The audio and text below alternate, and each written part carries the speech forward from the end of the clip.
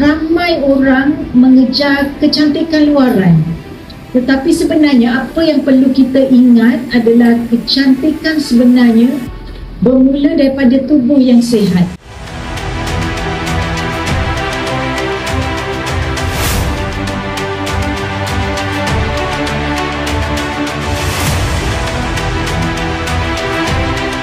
Sebagai pemimpin pelajar, sekiranya kami tidak dapat menjaga kesihatan dengan baik, bagaimana kami untuk menjaga kebajikan pelajar kami? Itu pentingnya kesihatan dan kempen kesedaran ini. Pandangan saya tentang program hari ini, alhamdulillah program pada hari ini adalah satu program yang sangat baik dan memberikan impak yang besar kepada warga UPNN, khususnya kepada pelajar dan juga kepada staf.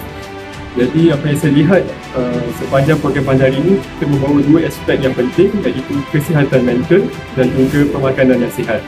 Program hari ini telah memberikan kita kesedaran bahawa being a woman is a very important aspect in the nation, and more than that telah menyedarkan kita bahawa pemakanan dan juga kesihatan penjagaan wanita itu merupakan antara fokus-fokus yang penting bagi wanita.